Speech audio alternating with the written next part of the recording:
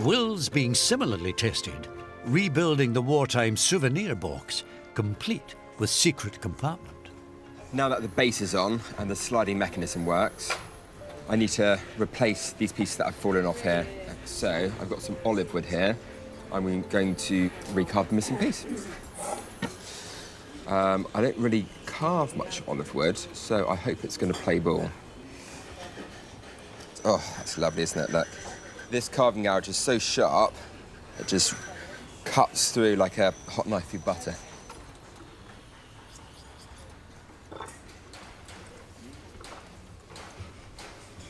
Actually smells like olives. That's lovely and smooth now. That should fit like a glove. Oh, look at that. I'm going to glue this and the other pieces onto the front of the box now.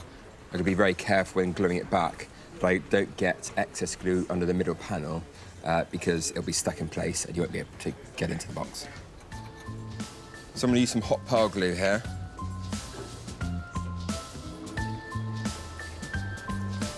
Wonderful. Just going to double check to make sure that middle one slides freely, and it does. Look at that. Lovely. Now it's down to the fun stuff, which is the finishing. The box is decorated with a delicate painted design.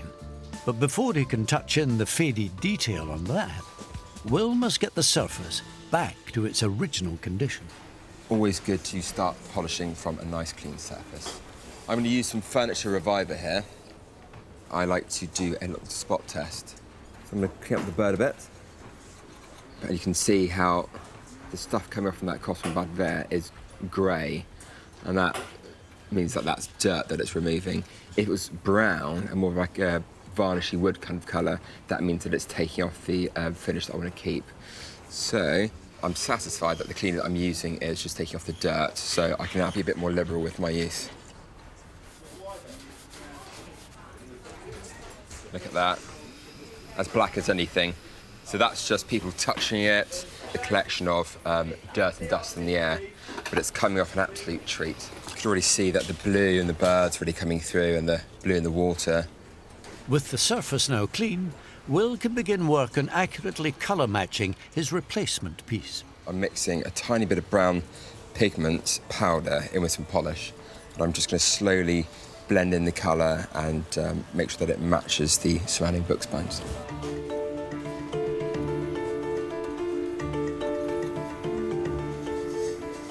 One of the trickiest parts of this job is colour matching. So the chances of matching that colour perfectly the first time around is pretty rare.